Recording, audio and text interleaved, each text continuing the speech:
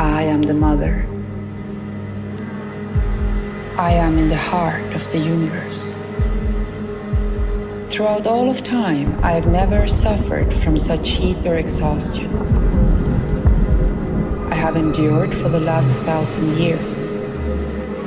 Since that time, my natural connection points, my rivers, reservoirs, and internal waterways across all continents have been obstructed and are full of pollution. I cannot cleanse or recuperate. In December of 2023, I will start to rise and move and turn, sending this message out to all my children around the world. The storms, the earthquakes, the hurricanes, and the rise of the ocean will come. If the governments, the sultans, the princes, presidents, and kings of the world do not listen and act, in 2 years' time, only 30% of the earth will remain. I am the mother. I have always endured despite arrows being put in my eyes and in my body. I am not seeking to defend myself. I remain calm. But now, I must recuperate. There are two ways for me to heal. The first, I could take the law of nature into my own hands. This way I will go in search of my medicine so I can cure my body, heal my energies and all that I'm suffering from. There will be great changes upon the earth. You will feel me recovering. You will feel me moving. I will not do this to cause harm to you. It will mean I am recuperating my body. Or the second way. All my children will make the healing happen for me, so I will not need to do it myself. I will put my older children in charge of my recovery. They will go and search for my medicines, for my cure, so I can be healed and recuperate with their help.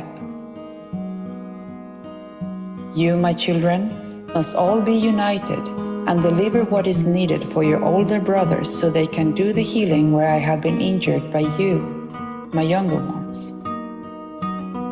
Each one of the rulers of the world, of the governments of the world, must say, "Yes, Mother, I will stand with you. I will give my help to where you have been injured. I, your mother, have given you everything."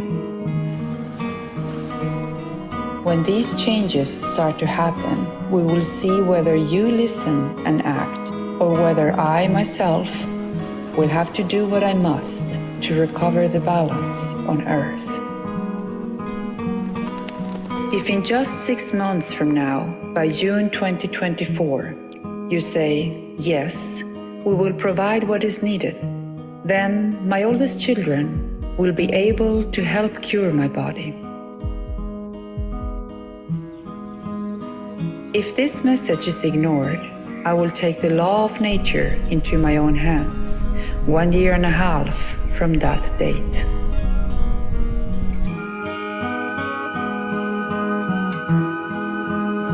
This is the message that the Mother has given, she who is in the heart of the world.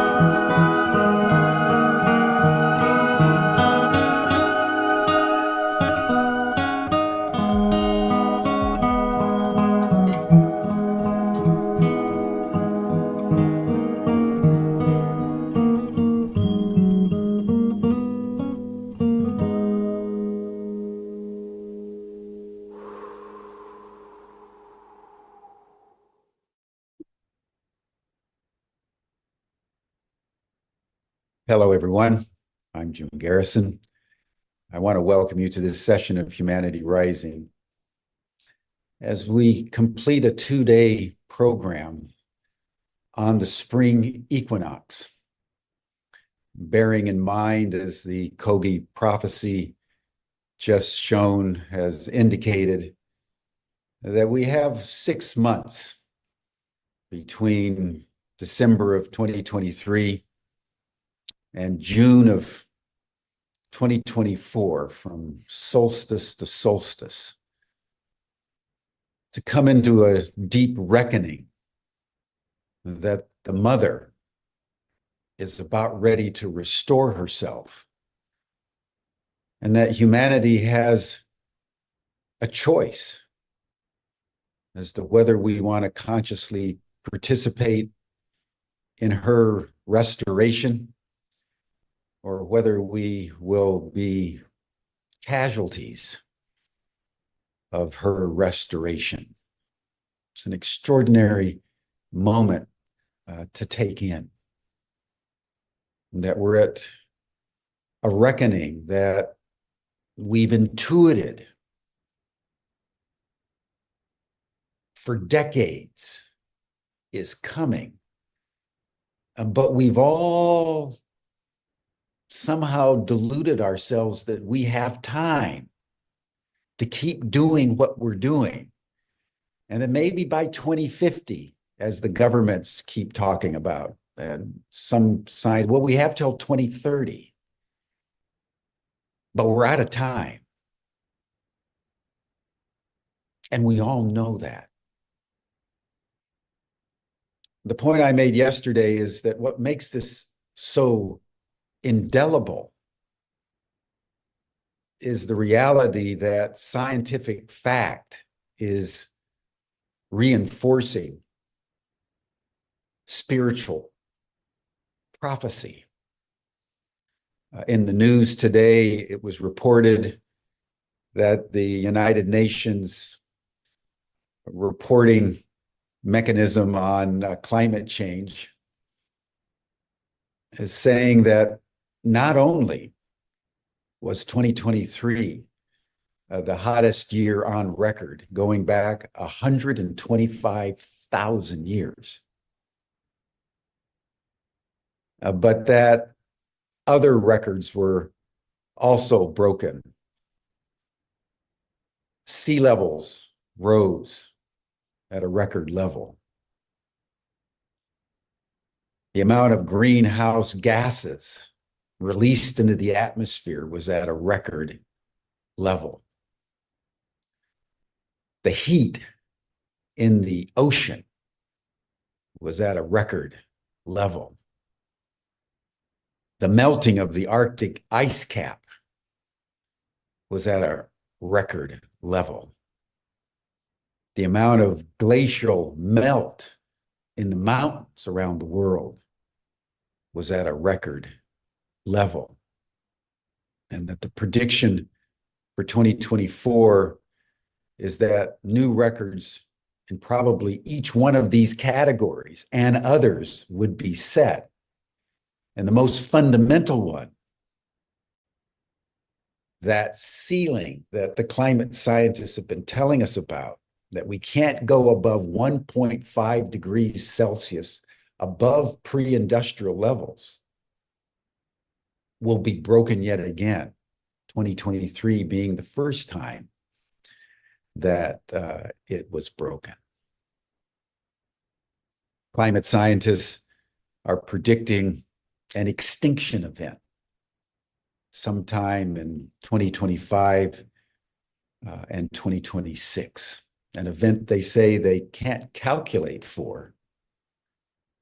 But something is going to erupt, they say, out of the global ecology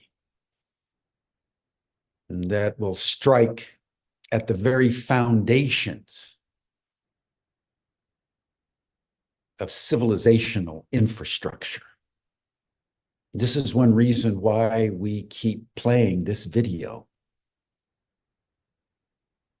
And this is why we're preparing our pilgrimage to the great pyramids of Teotihuacan, arguably the most potent of sacred sites, right at the center of Mesoamerica,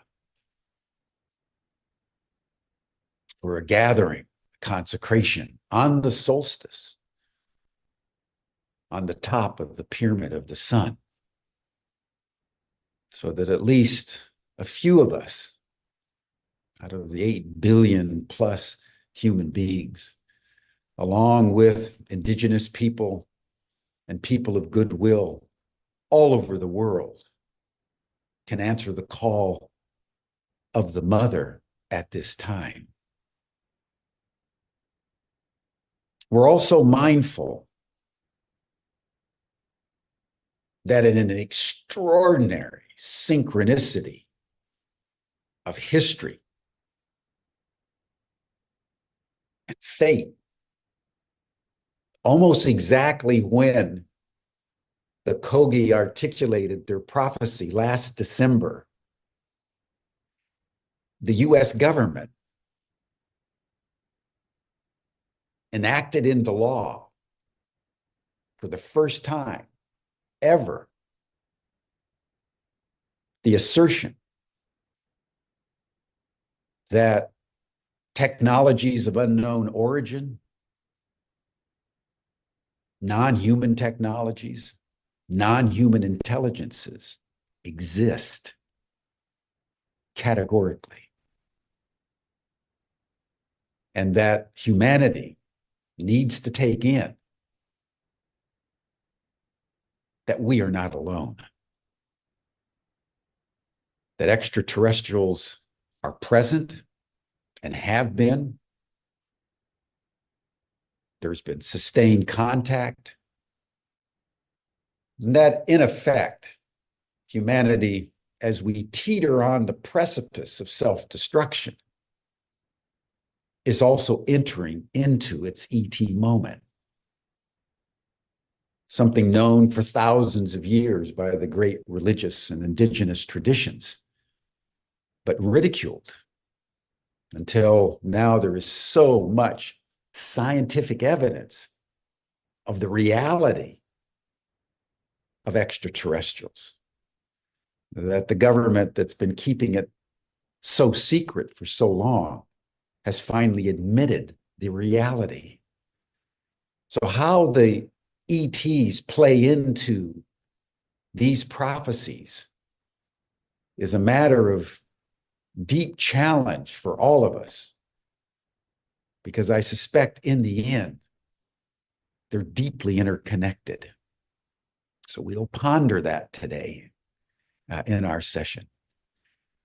We're very honored and privileged to have 3 women with us who know a lot about both these domains. I want to just bring back in Jody Ma, who we introduced yesterday, who's been working with the Kogi and with indigenous elders for many, many years, and has dedicated herself to the proposition that the indigenous wisdom in the world is the key to the salvation that humanity so desperately needs and seeks at this hour. So Jody will make some opening remarks and then introduce our 2 other elders for today. Thank you, Jody. I turn the program over to you. Thank you, Jim. Wow, it was kind of remarkable just sitting here and listening to you, how you set our stage today for us to really contemplate and listen deeply. I'm struck by it because the prophecies, as my elders have shared with me over all these many years, the prophecies are preparing us, have prepared us, and now they're giving us the next part of our marching orders, if you would. And so the prophecy of the eagle condor is a prophecy that's being served by many nations around this planet. There are many prophecies carried by many different original peoples' lines, but they are all now coming together in a way like never before. And with the eagle condor prophecy, what it says, so this will mark some of the time frames that Jim gave you. And excuse me if I'm repeating myself, I am in some ways, because some of you may not have been with us yesterday. And I feel this information must travel along with this mother's message. So the way that in 2012, the fountain came into existence because of a vision that we had caught, and we took it down to Colombia. And we were met with representatives of all the 4 original peoples of Colombia. And we've worked in these last 13 years, we've been working with them now, or 12 years, we've been working with them in all 3 of the 4, the Wiwa, the Arawaka, and the Kogi, and they prefer to be called the Kagaba Nation. We've been working with them, and they've been giving us the instruction with how to build the fountain, construct the fountain, so it could be an instrument that could be used to serve Mother Earth in this moment of her ascension, in this moment where she's going through great change and moving into what many call her heart chakra. What happened with a small group of us in 2013 was they opened up the next part of this prophecy, and they said we were going to go through a great and deep cleansing. And if you'll think back over these years that have passed since 2013, you can see the remarkable deep cleansing gets more intense and deeper in its process. Through the pandemic, when the whole world stopped and nature began to restore herself very quickly, if you'll remember some of those stories, to now, and what's unfolding with these next 2 years, because they say that in 2026, the ending will fall into the beginning. And that it's important for us to watch the ending as it falls down, to stay informed, but to stay focused on that which is breaking through into the new dawn. And that which is breaking through will be carried by those individuals and organizations and movements that are embodying and basing themselves on the original principles of reciprocity, collaboration, heart, unity. All life is sacred, compassion, tolerance. These are the original principles that we must now embody and completely focus on what Mother Earth needs us to do, and without doubting that at all, totally aligned with that voice, that we then say yes, and we start marching the way that she's giving us to march, for she is leading us into the new dawn. And she's going there with us as a human species or without us. It's up to us now. It's up to us. It's this moment of choice that's so significant. This message that she brought us came to us through a very long process. For you see, the Kogi had told us many years ago that they needed to go up to the north, and things were moving and prayers were being laid down. And then for almost a year, our team was working to bring us into the Arctic. We were working with some of the original peoples of the Baltic countries in order to bring an educational program into being that would bring the original people of the Baltic countries and the Arctic together with the European youth, so that there could start to be an understanding about the language and the mother law of original life, because that's what we're returning to. And that the young peoples that are really wanting to know this knowledge are ready to deeply listen to this knowledge and receive it, could come together, and they could start to work together in moving in a unified way towards that new dawn. This was in motion. We were invited to be at the Arctic Assembly, where there were going to be about 3,000 peoples gathered from representatives of nations, government officials, people that were having movements and organizations that were working to help restore and regenerate this Mother Earth. We were invited to bring the Kogi once we discovered that they were going to come along with us several months out. They got the message that they needed to activate 4 pillars. And they needed to start that process by opening a pillar in the Arctic. And so we were able to gather resources and bring them with us.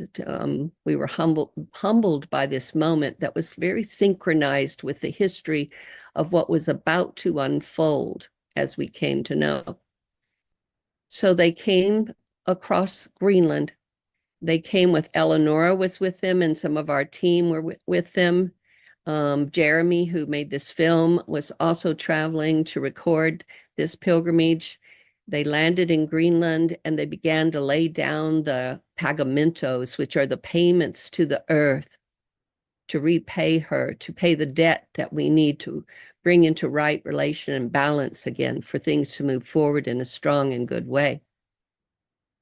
They moved across Greenland, and they also visited the sacred sites there. Eleonora can speak about some of this when I get to introduce this beautiful, amazing woman that is doing so much with Mother Earth to serve her and what her needs. They moved to meet with in the sacred sites. They gathered and consulted with the beings that lived there to see what was needed to bring balance back to that sacred site. They brought that instruction. They continued to move across Greenland and then met us in Iceland, where they began to do the work there of the pagamentos and meeting with the spirits of those sacred sites. And we were able to bring them into the Arctic Assembly for them to give a message from the Mother there. Through that process, we were brought into a private audience with the Minister of the Environment of Dubai, because in Dubai they were about to have COP28. She invited them to make a message and that would be presented there. And then they began to finish up and complete the pagamentos and the work of the pilgrimage that had brought them there. They landed in their closing time right at the volcano. And the volcano told them that she was about to go into a great movement, and they began to share that with the people there, saying, you must listen, because she's told us that she can be more gentle with her flow and go under the cities if you but listen to what she is asking and needing right now, or she will have to flow over the cities. It's your choice. Then they went home. 2 days after they went home, thousands and thousands of earthquakes shook Iceland, and the volcano went off, as you know, and it's still flowing. These are the kinds of signs, the kinds of moments that we must pay attention to, just like Jim was talking about what 2023 brought and all the things that are occurring. I'm still so surprised that so many are still sleeping and can't wake to the moment of choice that we're in. I pray that they do. I pray that they do. So after this work, and we got a message, we got a call that Kogi needed to meet with us, and they began to share with us this message and much more. They asked us to prepare a video that could go out first to Dubai for the COP28, for this message to be heard, and then to flow it around the world, that it was time for people to stand up and make this choice with consciousness, bring their full awareness to point. We don't know if it was shown at the COP, but we do know that our unity.earth community was there, and they received the message and they floated across this beautiful territory of Dubai. And then it began to flow out into the world, and it's become viral, and people are listening, and we are having deep conversations with so many organizations and philanthropists and people that have been moving and working for this earth for so long. For really what I hear her saying is that those that she's been preparing, those that she's been bringing into this moment must now fully activate, fully light yourselves up stronger than you ever thought you could, for that in that moment when we all do that, we will merge into the oneness of who we are, and we will be returning in those last steps of returning back into original way of life that brought us this far. So there are many things happening and occurring. Pay attention. Most of you are living in villages and homes and communities, working there locally as well as globally. Take this message and spread it far and wide. I've put a link into the chats that gives you a link where you can go and get the video as well as the instructions that followed after that video. And so that leads me into introducing Eleonora. Eleonora, if you'll put your video and turn on your mic, I'd really like to get the pleasure of introducing you. My spiritual daughter, I'm really proud of her. I have to have a moment, like that. But as I know Eleonora, she has a heart that is so courageous, so bright, and so in love with this great mother. She's dedicated to this Mother Earth and shows that in many of her ways of passion. She has committed herself to listening deeply to the earth through her own line.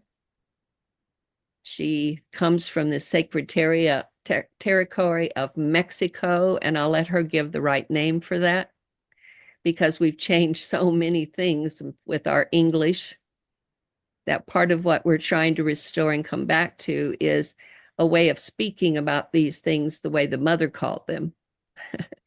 As she gave the original caretakers the mission to care for her. And now she's asking for them to be restored to that place of care. And in that moment, she can then start to heal herself because we'll be listening. Eleonora, after you've been there when we gathered this message and we got to work with Jeremy and had such a short time to bring this about, your voice as you dropped into that state where you are in oneness with the mother is really a transmission through this message, I think. And so I really want to just leave it there, and maybe you want to share also some of the instruction that they've given with the message and will continue to give us as they educate the awakening, is what they said to us when they first approached the fountain and asked us to be a filter for this kind of work.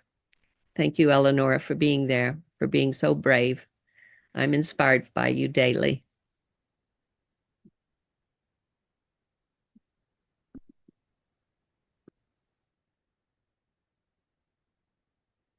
Thank you, dear Jyotima. It's so good to be with you all here today, this morning. Say good morning from the sacred tribal lands of the Ohlone here in Bay Area, California. And yes, what beautiful times we are in, what beautiful times we're sharing up upon this earth, all of us that are waking up each day, in each moment, into the deep listening of what she's whispering into our hearts and into our consciousness, and has been doing for eons of times. And so I think the inspiration of this prophetic times is, are we going to open up to that deep listening? Are we courageous, brave enough in our hearts and in our whole being to surrender to what she is instructing us? And in that way, I wanna honor all of our elders, and I wanna give great thanks for all the instructions that they have been passing on to the younger generations, and also to all of us as younger brothers and younger sisters that are in need of this education, so to say. And the beauty of the just showering of openness of our elder brothers and sisters to make us part of that, to really make sure that we can understand more of what she is saying. Because at the end, they are all older brothers and our older sisters, because they are the ones that have that direct communication with her. And it has been beautiful to be honored and blessed to walk through this last years, close to Jyotiman and all the work that has been unfolding inside of this process. As Jyoti just told you, we went up to ignite the first pillar of the North. That was an instruction that came to us last year. And so we traveled with a young leader, representative of a line, old line inside of the Kagaba nation, and his father, and Mamo Bumamako is one of the Mamos of La Sierra. And they came through instruction and through consultations into this work to go and ignite and pay the pagamentos and so to say ignite the, let's call it the songline up to the north, and what needed to be restored there and what needs to be restored in all our sacred sites of the world. And so the connection and the flow of this breath of the mother can be once again organic, without all the interference that we as younger ones have created with all this unconsciousness that is the times we live in upon this earth. So the invitation is for all of us. And this specific pilgrimage to the north was very, very beautiful in the way that some instruction came down specifically to link the waters. It's always about the waters, of course, but the waters of the north into the sacred territories of the Kagaba, because this is how they work from the territories. They work with all of our territories. And so that link to be reignited, and also to give the instruction and to listen to what the north was saying. And for the Kagaba, the clarity of the instruction is always to know, and for us to understand, that all this knowledge is given and has been given through the times to the original people of the lands that are taking care of these territories. And so the meeting up with the Kagaba, with the brothers, the Inuit brothers and the Sami people, and all of that has been pivotal and pivot for the work. This is where things can be landed and grow. And so this seeding of this watering of the seeding that has been laid down through all this work of our elders around the world needs this beautiful water of our consciousness, of all of us, to be part of this growth. So we all can be here for the generations to come. And so all this transition times we're going through now can be done in beauty, despite everything that's happening, that this consciousness can touch upon all of us, so we can be able to help, to be of help, maybe only as witnesses of it, but to really help ourselves, as you said, and help each other, and in this way awaken to the surrendering that is needed to really listen to what is happening upon our territories, and how they are connecting with each other, and how this was and is an organic way for the mother to breathe and restore. And this is how she has done, and she will continue to do.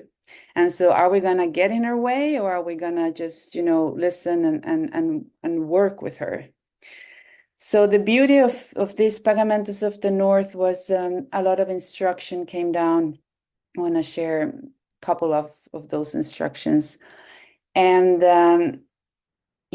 so the understanding that the original people upon the earth are the holders of all this knowledge. So the honoring of these traditional languages that carry all the codes and all the resonance of those territories, how these original languages have to be laid down and seeded into the next generations. And with that, the songs and all the vibration that goes with that breathing of that territory, that helps that territory connect towards all the other song lines around the earth. And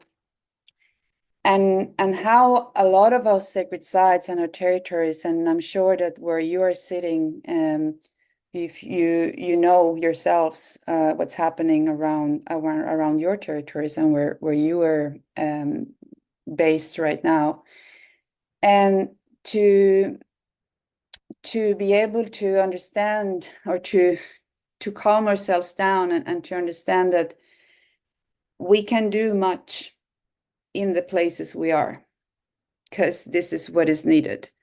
So we don't need, a lot of times, yes, we can go and we can do the travel and the pilgrimage and we can help certain work, but most of the time we can also be of help where we are, to understand where the water we drink is coming from, and all that process that made that water come to you. Only that process, the first pagamento we did in the north was the next lagoon to the city we landed in, or the settlement we were in.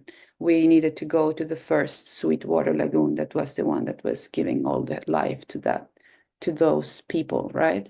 And from there, everything starts to connect and ignite. And so the importance of the original people, of the understanding of the natural law, and this natural law also being the only law that is the law on this earth, the mother law.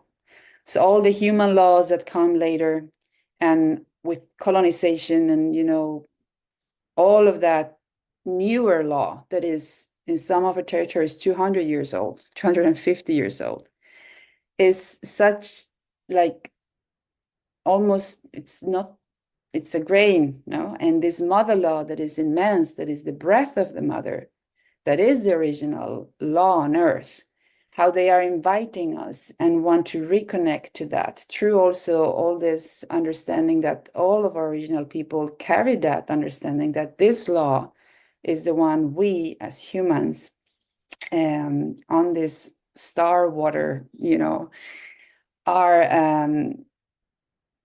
in responsibility of taking in, of understanding that we are part of that breath, we are part of that law, and so we cannot fight that. Sometimes we are so in our minds when we really want to have like a ownership of everything, territory, things, this domain of domination and law that is human, is such not important. The understanding that we need to surrender to her and to work with that in harmony with that. And who is going to be our instructive educational team for that? Well, our older brothers. Yes, the Kagaba. Yes, the Kogi, and all our original people on earth.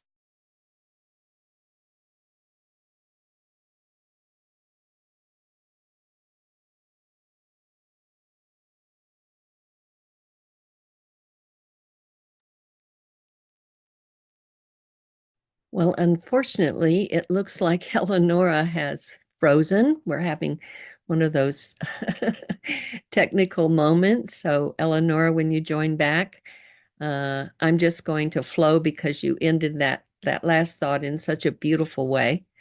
And it weaves me right here to introduce you to one of my sisters, Tui, if you'll turn on your video and your microphone.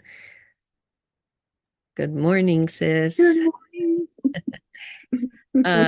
I have the great privilege to get to introduce you. What do I say? We're both sitting here on the sacred territory of the Pomo and the Coastal Miwok people, so I want to acknowledge that with you. I want to acknowledge that you're a bear dancer and have a heart that listens to her peoples, to this Mother Earth, to the Star Nation, that brings all of that together in the ways that you work, in the ways that you serve your peoples, the way you care for your family, the way you hold ceremony and the integrity with which you walk, Shitui. That's all how I know you. I also know you because I've been at that bear dance with you up at Shasta and had an experience there with you with the Star Nation that was very strong and is very strong for you. And that connection continues to go in a very strong way. And it's bringing new kind of messages to us and with us. So just want to thank you and your Oneida Nation that birthed you and put you here with us in this way. Want to honor all the people on the ground that we're sitting on, this holy, sacred Mother Earth. And as she connects and is doing a dance with the Star Nation like never before, I'm excited now to move back and listen to the stories that you're bringing to us that will help us instruct in this moment. And before I do, I just want to say, Eleanor, you froze, and so we had to flow on. But thank you for your contribution and your good words. We'll get to hear more in just a little while when Jim picks up our discussion. Shitui. Oh, thank you so much, Jyoti. A great honor to be here. And I was wondering where I was going to start today, and I'm going to start where you started, and with the medicine of our bear dance. So just a little bit about that is that when we dance the bear, we align with Star Nation, and we have 7 staffs. Each one of those staffs is connected to each of the stars in the Big Dipper, and each of those stars means something. We were told that that the Big Dipper and the medicine of the bear was a part of a prophecy that started in 1987 and ends in 2039. So 2019 was the year that Jyoti came and joined our Women's Bear Dance Circle. 2019 was a pivotal point for our group and many other tribal people that go to this area in Mount Shasta. We've used this area in Mount Shasta for over 500 years. It's a sacred site that several tribes used prior to ours. And we were brought there by our grandmother, Florence Jones, a well-known medicine woman who passed in 2002. She gave us instructions and basically prepared us for what was coming. While she didn't tell us the exact things that were coming, she gave us some things to watch specifically, and they were the water and money. And as we have gone on, we've realized, wow, those 2 things have definitely stood out. So let me share with you what happened in 2019. And I've actually shared this with my father since, who's now opening up with me more and more about what's going on in Star Nation. My father worked for the federal government, and he was sworn to secrecy. He couldn't tell us what he did for a living. So I'm just sharing that because that ties into me sharing with him what happened in 2019. We went out to light our sacred fire, which has been lit for, like I said, over 500 years. And at the point we lit the fire just before sunset, the mountain exploded with all of her blue beings, which we've come to know as the Epinarians. We watched them with our physical eyes coming down the mountain. They circled down, and we watched off in the distance as they set down on the meadow that we were doing our prayers in. And as they moved closer to us, we became so overwhelmed with the feeling of love that I have never felt in my entire life. And this isn't like the emotional love. It's a love that is just so hard for my pathetic human brain to articulate. The left side of the mountain also opened up, and a huge portal opened, and there was a symbology coming from it, a light shapes and pulsing that we knew was some form of communication, but at the same time, again, not understanding what was happening. So we continued through the evening, and there were 5 of us sisters that were in direct contact with the extraterrestrials. We had communication that, of course, totally overwhelmed us, and none of us knew how to speak of it. We did know what we felt.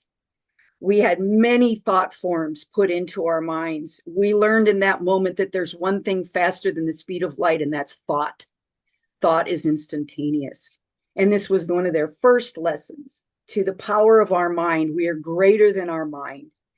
We were slowly downloaded with instructions the 5 of us have held and worked with since 2019, and it's not always easy. There are times when I find myself searching for words to even explain the thought forms that I'm seeing as I continue to work with the Apollarians.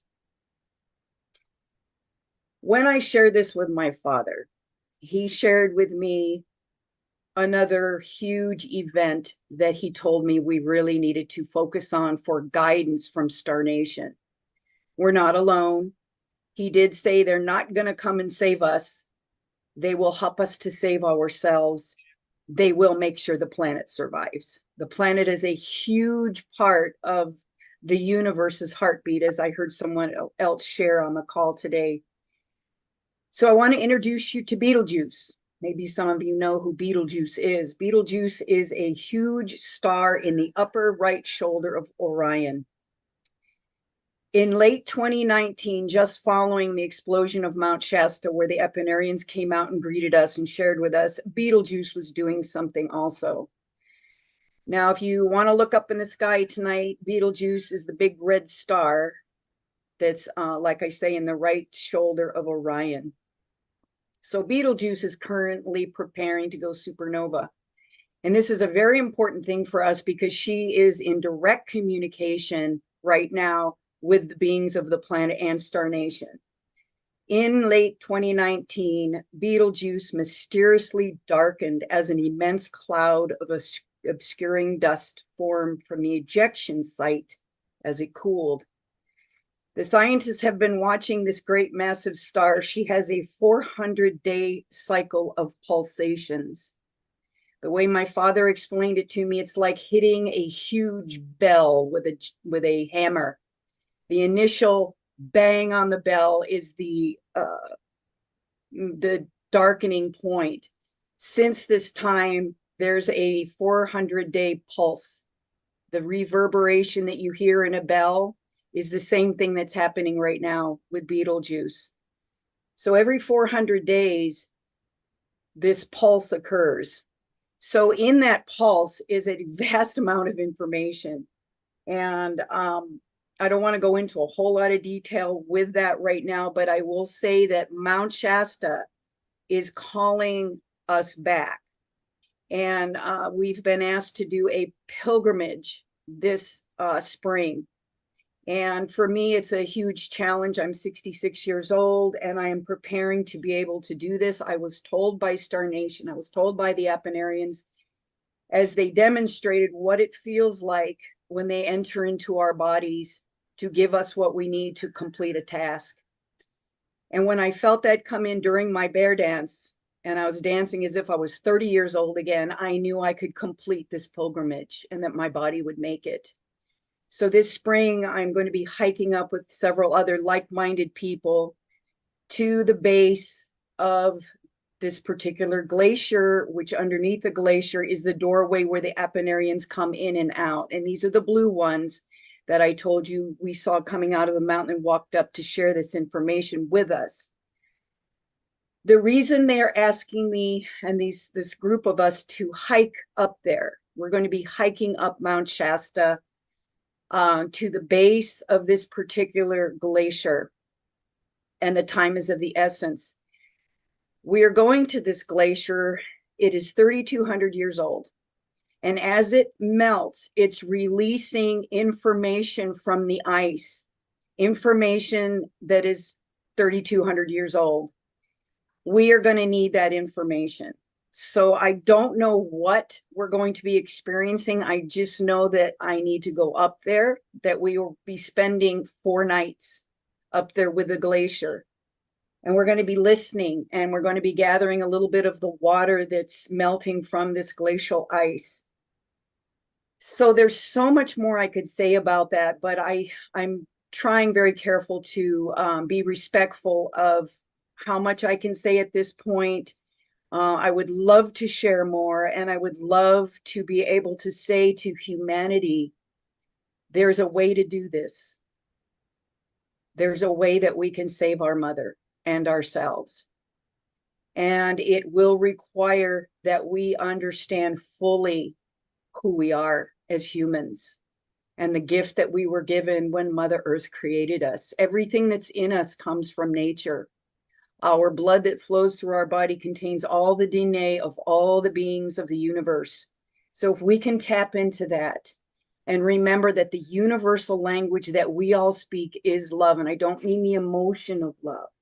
It's that love that I felt as the 5 of us sisters stood there looking into the beings, the blue, the light that they cast, the love that they showed us, the energy, the feeling that nothing is impossible for the human race to accomplish if we can all drop into that heart place. That's how we unite one another, and that's what's going to save all of us. There are many things coming. We were shown all the possibilities, and a lot of them I don't understand. I don't understand what I'm looking at because my brain can only process from my perspective, from what I know. My father says to me many times, you must quiet your mind and realize that the thought forms that we can create as humans are that very tool that we need right now in this moment, our thoughts. So with that said, I think I'll wrap it up right now. And thank you all for this moment. And I just really want us all as humanity to come together and get this activation of heart to go out. We can do this. They tell us we can do this, so I believe them. Thank you so much. We can do this.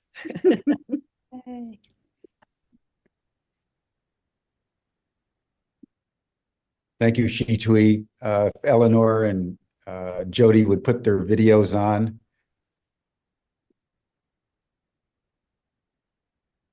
And Shitui, you stay on as well. Eleanor, Shitui, put your cameras back on. There we go. I wanted to start, Jody, with you and Eleanor to comment on what Shitui just said in relation to the Kogi. As the Kogi have been over decades now issuing their warnings and making their presence felt in the global conversation about the human future.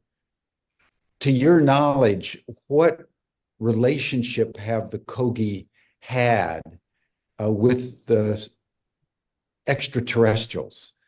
Has it played a role in what they're saying or not?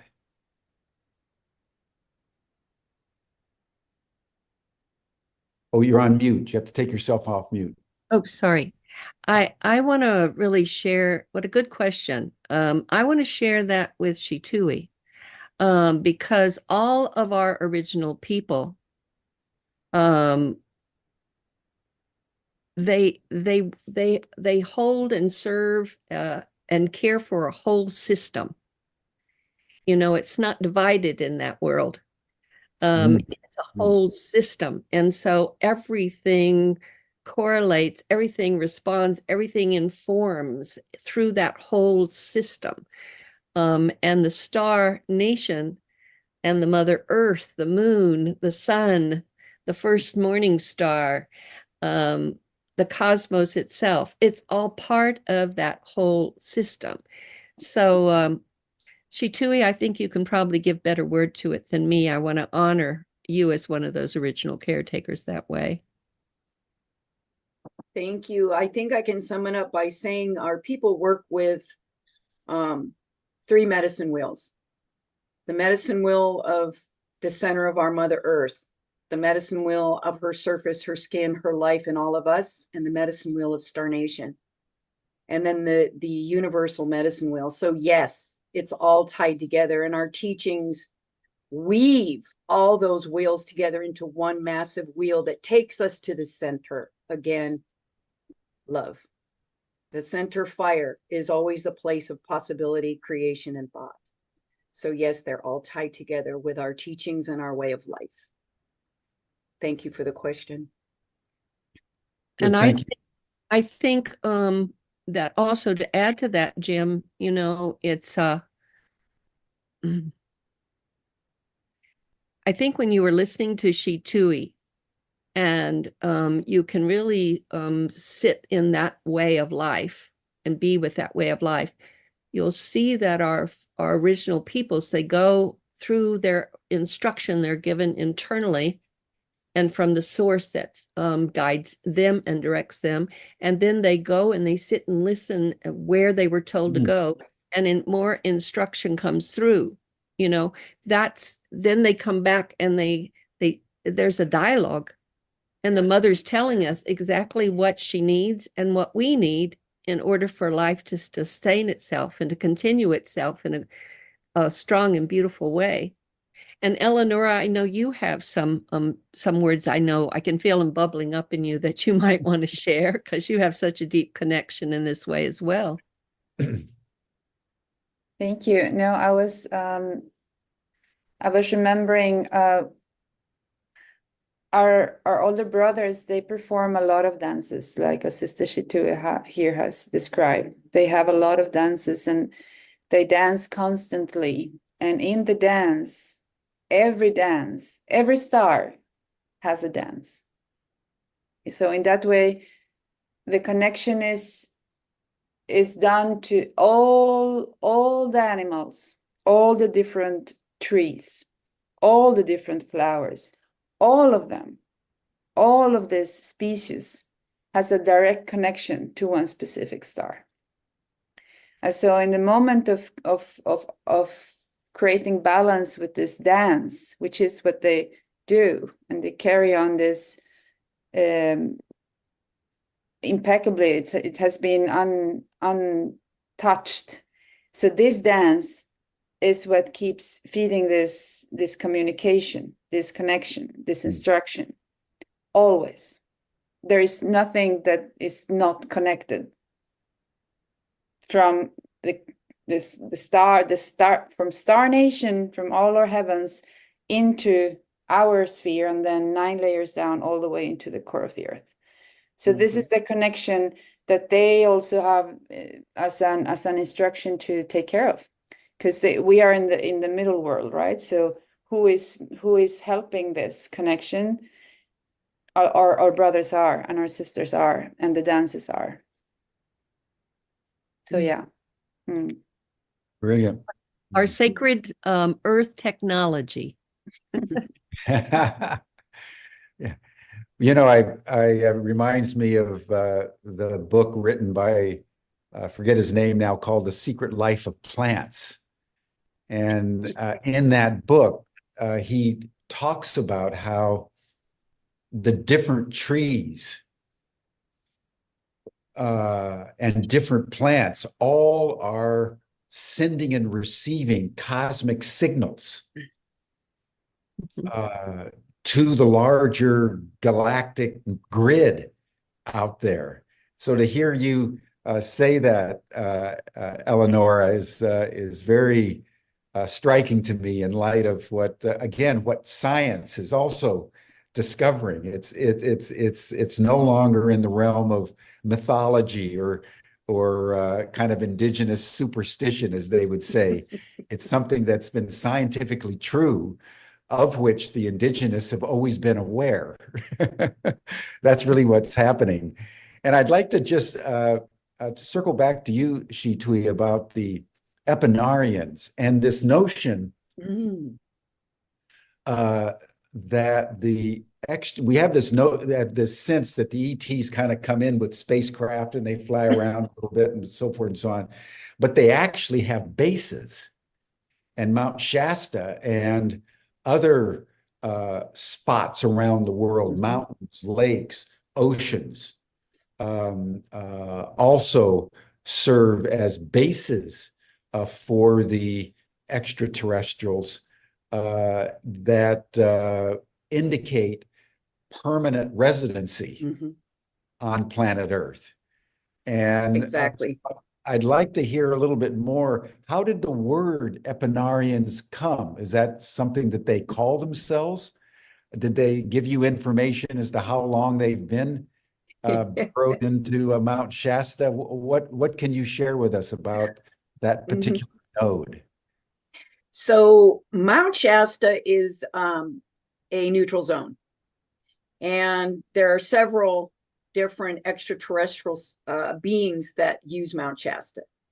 The Epineurians have been there long before Grandma Florence Jones, and they came and gave Grandma Florence this information when she was 14 years old.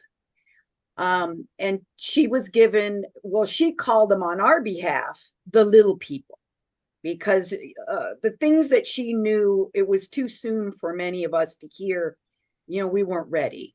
So as we spent these 30 years with her, she would gently nudge us information. Epineurians were the blue people, the little blue ones that came out of the mountain.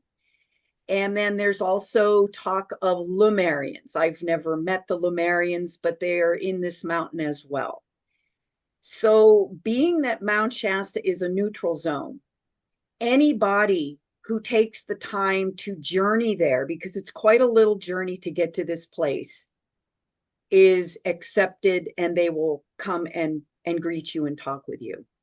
So they're not just specific to us.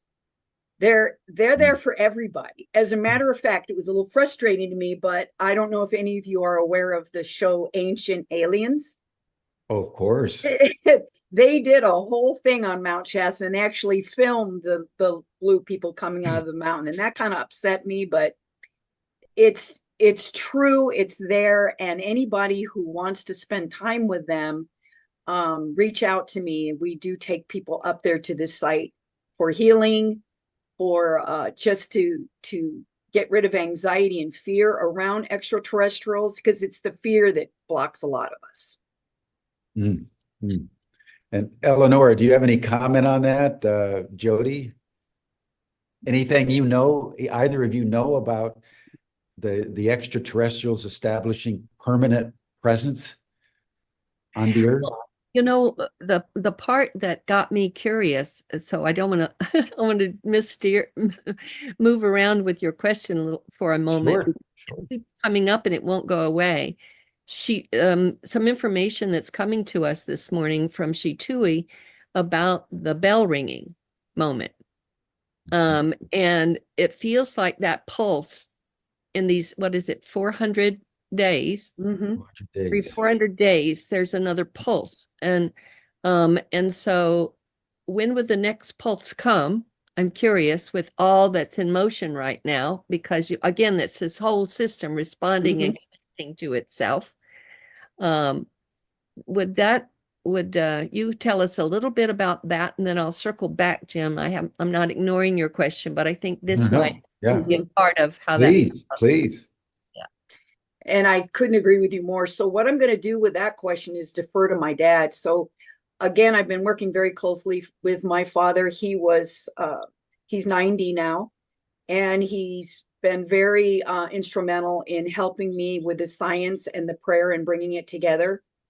And I will ask him that question. He's a star man. He's always in the sky. He builds his own telescopes, and his job, when he worked for the federal government, he had a gag order. He wasn't allowed to say the things he knew about the relationship that the military has with the extraterrestrials.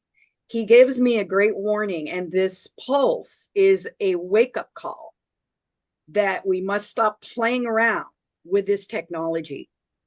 So I will check in with him, because I think he'd be more than glad to share with me the timing of the pulse.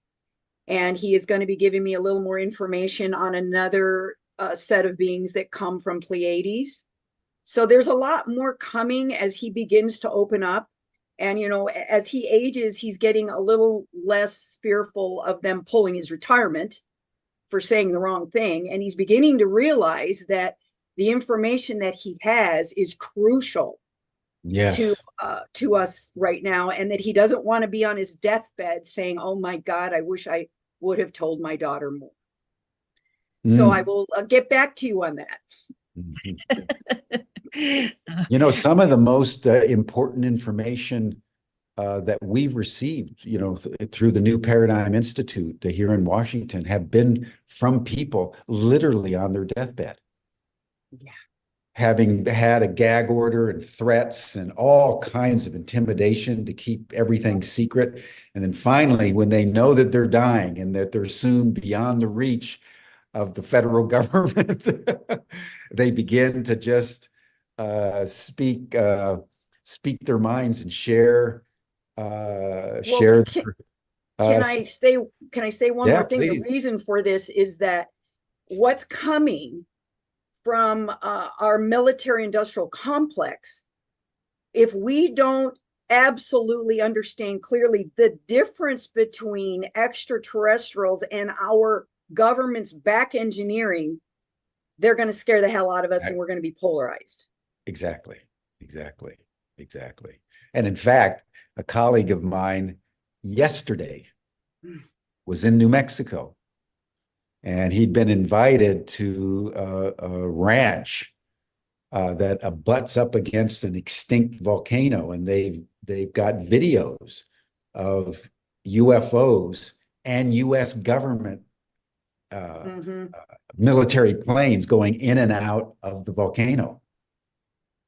So this relationship between the government and the ETs is a very murky one, and very ambiguous, but very, very true. And I would love to explore this more deeply, Shitui, maybe have you back and some others that talk specifically about that.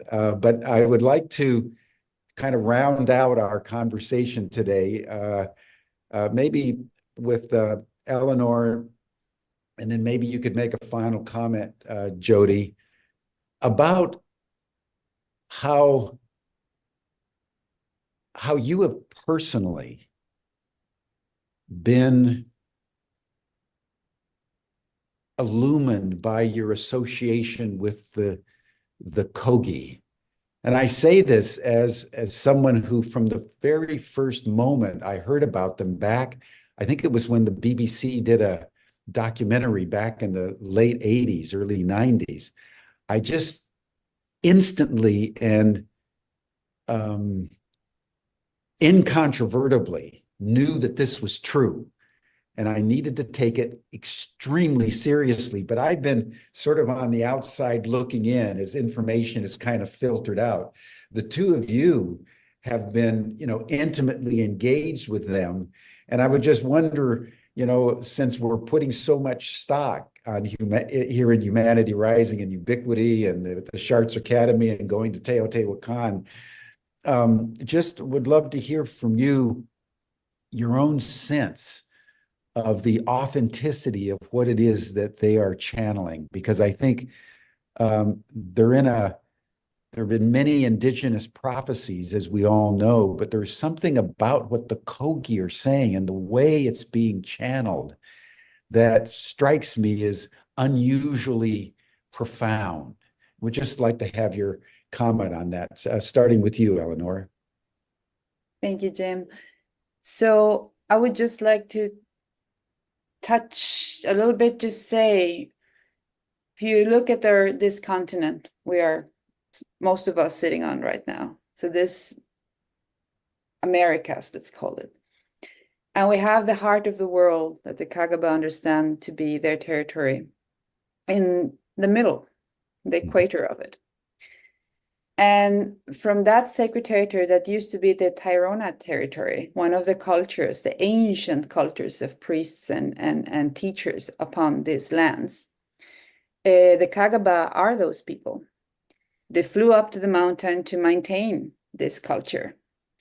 And they, as many others, you know, we have the Wiraricas in Mexico. We have a lot of cultures and people that flew up and kept this knowledge. And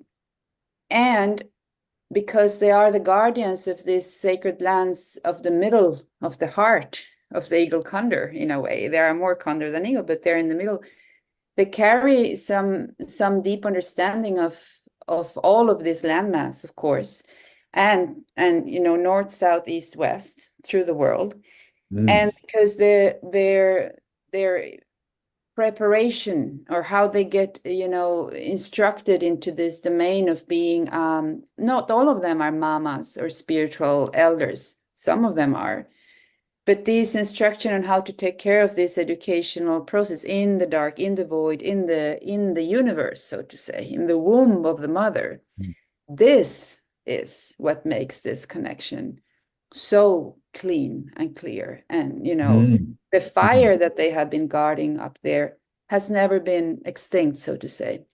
It's a fire of knowledge that comes from the ancestral times, from the ancestral, that connects to all the ancestral times, to all the ancestral fires that got hit on this earth, but they kept that fire untouched. And so that is the knowledge that is coming through. And of course, it's heaven, earth, it's all of it. And they are guardians of this. It's very clean. And I have part of my ancestry is from the Americas. I am also ancestry in Scandinavia. But for me, coming north and south and being, living on this continent and understanding also the way of how energy moves through this continent and touches upon these sacred places and the sacred sites upon our continent, the Tairona and the Kagaba, they hold this, so to say, this movement of it, in the middle of it, and they are so important for all of the understanding of the ancient knowledge of the ancient of all of the territories on this Americas. And they are very important for that because they still carry that. It's untouched. And it is, yes, it when you hear that knowledge being channeled or true, or even the words, even though it's, Kagaba to Spanish in a very missionary Spanish, understanding and how, and then to English, but what slips through is the knowledge. Is like it's you can feel it. Yes. And it's because that heart, that fire that they have been guarding is pure. It is. They are priests on this side of the lands. So yeah. That's why they're called the older brother. For that very reason. Yeah. It's go ahead. Sorry. No, go ahead. I was just going to build on what Eleonora said, because as we spoke about yesterday, Jim, I think because they go in the mamos that are bringing some of this message for the Kagaba and for all of us, for all nations, they go when they're caught at birth, and they go into the womb of the mother, and they live. They do not see the light of day until they're 9 years old. And then they come out and go through an exam.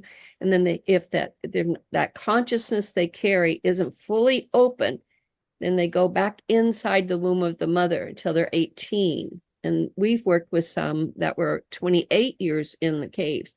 So when they come and go into consultation, and they go in and they come back out, they're totally submerged in the mother, in the source of that beating heart of the mother, because that's why they call the La Sierra Nevada the heart of the world. And what's been interesting for us, because we walked for over 3 decades with the Great Sioux Nation, working hard to return the Black Hills into their caring hands once again, they call that the heart of everything that is. So right now there's a beat between the North and the South in the heart of this universe, not just the Earth, because as Shutui was talking about, the Earth is seen as the heart of this universe. It's a beating, it's a pulsing heart. That's why I'm so interested to see what this bell ringing is going to bring about in the pulse, in the heart of everything that is in the heart of the world, as these collaborative forces are now bringing us into a full unification process. And if we can wake up and be present in this, it's quite an honor. As hard and as challenging as all of this is, it's an amazing honor. And we chose it, because I believe we chose to put our skins on right now so we could be in service to this moment, so that we could witness this moment and we can celebrate the new dawn. I